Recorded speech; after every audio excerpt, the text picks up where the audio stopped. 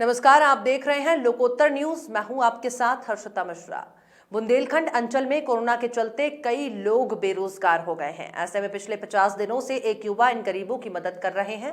हालत यह है कि मदद करने के जुनून में उसने अपनी कार, बाइक के साथ सोने की चेन और अंगूठी बेच दी।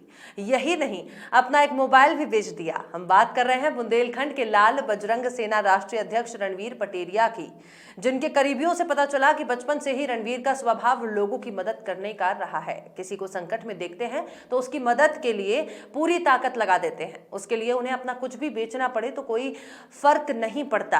अन्याय के खिलाफ लड़ना रणवीर को अच्छा लगता है। आपको बता दें कि इससे पहले 2020 के कोरोना में लॉकडाउन के समय भी हजारों लोगों की मदद करते हुए उन तक भोजन पहुंचाया। मौजूदा हालात में लगभग 1.5 महीने का समय बीत चुका है, लेकिन जरूरतमंद लोगों तक भोजन पहुंचाने का काम बंद नहीं होने दिया। सबसे बड़ी बात, देश के लगभग 25 राज्यों में बजरंग सेना के माध्यम से जरूरतमंद लोगों तक मदद पहुंचाई जा रही है। ये युवा 24 घंटे लोगों की सेवा में लगा है।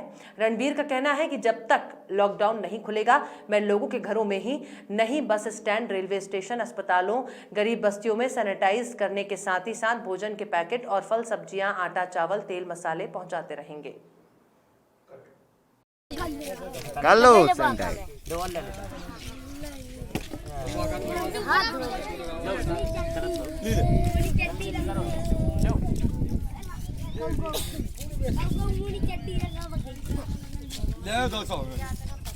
कोई के माध्यम से दिन में 3 फेरे लग रहे हैं। जगह जगह पर खाने का वितरण किया जा रहा है। देव भाई क्या आए हुए हैं हम लोग।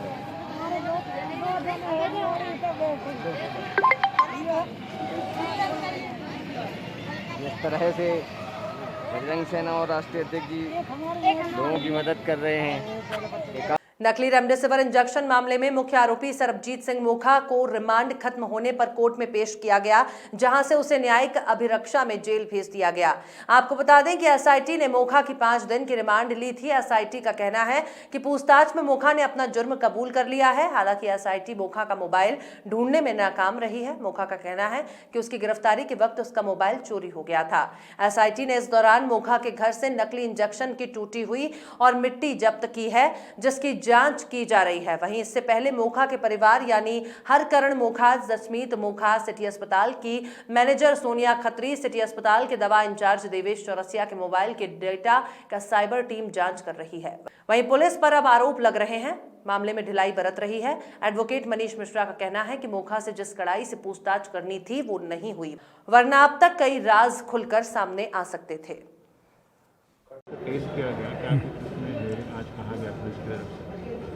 मोगा जी को आज पेश किया गया 2 दिन की रिमांड के बाद। पुलिस ने 2 दिन रिमांड ली थी, लेकिन जिस उद्देश्य से पुलिस द्वारा रिमांड ली गई थी वो पुलिस को सफलता नहीं मिली। अब सफलता क्यों नहीं मिली, इसका कारण पुलिस ही ज़्यादा अच्छे से बता सकती है। लेकिन जिस उद्देश्य से 2 दिन की रिमांड ली गई थी वो उद्देश्य सफल नहीं हुआ। मोबाइल जो जब्त करना था वो मोगा जी से जब्त पुलिस नहीं कर पाई है। आज पुलिस द्वारा जुडिशियल रिमांड मांगी गई है जेल के लिए, और माननीय न्यायालय द्वारा जुडिशियल रिमांड उनको दे दी गई है। अब वो जेल चले जाएंगे, जेल अभिरक्षा में उनको भेज दिया जाएगा। 5 दिन हो गए, लेकिन कुछ भी अभी तक कुछ खास नहीं पता चल पाया है पुलिस को। ये एक संदेह उत्पन्न, निश्चित तौर पर इन्वेस्टिगेशन के ऊपर लोगों की उंगलियां उठ रही हैं कि सामान्य तौर पर पुलिस को जो रिकवरी करना होती है वो पुलिस सामान्य व्यक्ति से तो आराम से कर लेती है। इसमें ये मोबाइल को क्यों रिकवर नहीं कर पाए, ये प्रश्न चिन्ह इन्वेस्टिगेशन पे जरूर है। दमोह रानी दुर्गावती वन अभ्यारण्य सिंग्रामपुर के वन्य प्राणी इन दिनों भीषण गर्मी से, भूख प्यास से बेहाल है।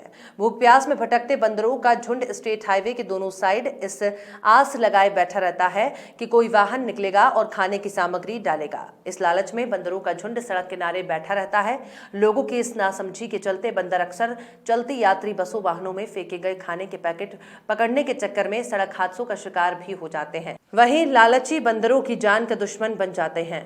वहीं लालच बंदरों की जान का दुश्मन बन जाता है। लेकिन वर्षों से बंदरों को खाने की सामग्री चलते वाहनों से फेंकने का सिलसिला बदस्तूर जारी है और वन्य जीव की जान के लिए खतरा बना वाहनों से खाने पीने की सामग्री फेंकने से रोकने वाला कोई वन विभाग का कर्मचारी नहीं होता और रानी दुर्गावती अभ्यारण्य में पदस्थ वन स्टाफ और रानीताल के सरकारी क्वार्टरों से बाहर नहीं निकलते तो कुछ वनकर्मी हमेशा की तरह मुख्यालय से निर्धारित रहते हैं। नतीजतन वाहन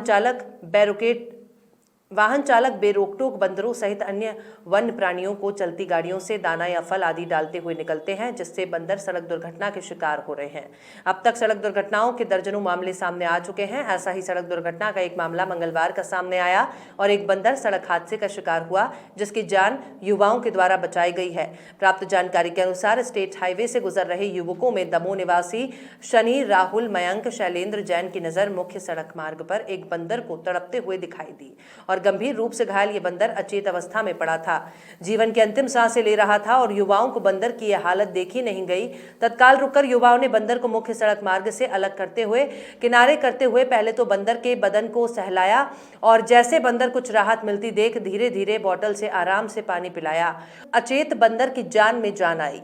वहीं तत्काल बंदर के घायल होने की सूचना प्रभारी रेंजर भगवान सिंह राजपूत को दी गई। घायल बंदर की सूचना को गंभीरता से लिया स्टाफ से तत्काल बीट गार्ड राहुल गुल्हाटी और एक अन्य वनकर्मी को घटनास्थल से रवाना किया। मौके पर पहुंचते ही बीट गार्ड गुल्हाटी ने घायल बंदर को वाहन की मदद से पशु चिकित्सालय जबेरा पहुंचाया, जहां पर पशु अस्पताल बंदर का उपचार उपरांत दानीताल रेस्ट हाउस में वनकर्मियों की निगरानी में सुरक्षित रखा गया है। दतिया जनपद पंचायत के ग्राम गोविंदपुर के डेरा करणपुर में सीईओ जनपद दतिया गिरिराज दुबे ने मंगलवार की ग्रामीणों के बीच पहुंचकर ग्रामीणों से वैक्सीनेशन के बारे में चर्चा कर उन्हें वैक्सीनेशन लगवाने के लिए प्रेरित कर जागरूक किया।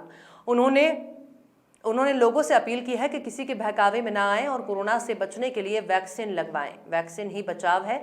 इस दौरान सीईओ दुबे ने ग्रामीणों को मास्क लगाने और दूरी बनाए रखने की सलाह दी। इस अवसर पर पीसीओ ब्रजमोहन यादव साथ रहे।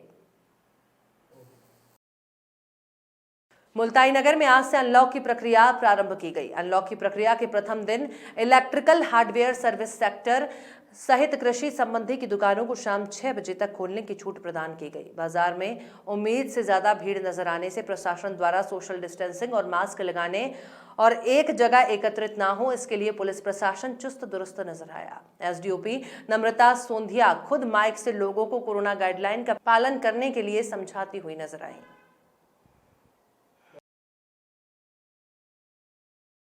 कोरोना संक्रमण की रोकथाम के लिए घोषित जनता कर्फ्यू रोज कमाने खाने वालों के लिए मुसीबत का सबब बनता जा रहा है। ऐसे कई परिवारों के सामने अब रोजी रोटी का संकट खड़ा हो गया है। ऐसा ही हाल इन दिनों जबलपुर के ग्वारी घाट में नौका संचालन करने वाले नाविकों का है। आम दिनों में ग्वारी घाट पहुंचने वाले श्रद्धालुओं को नौका विहार करवाकर नाविक अपने परिवारों का भरण पोषण करते हैं, लेकिन पिछले 1 महीने से भी ज्यादा समय से जारी जनता कर्फ्यू के कारण नर्मदा तटों पर श्रद्धालुओं के पहुंचने पर प्रतिबंध लगा हुआ है, जिससे इन नागरिकों के पास कोई काम नहीं है और पूरे परिवार के सामने भूखे मरने की नौबत आ गई है।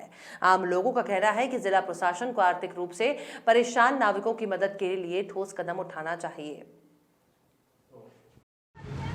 ये कोरोना काल में बड़ी आर्थिक स्थिति चल रही है, जिससे कि नौका विहार ग्वारी घाट में नौका विहार में जो नौका चला रहे हैं, नाव चला रहे हैं, उनकी आर्थिक स्थिति बहुत गंभीर चल रही है, जिसमें मैं शासन प्रशासन तथा नगर निगम से यह अपील करूंगा कि वहां पर लोगों को जो भी राशन, गल्ला, पानी जो भी देना है उनकी आर्थिक स्थिति को दूर करें।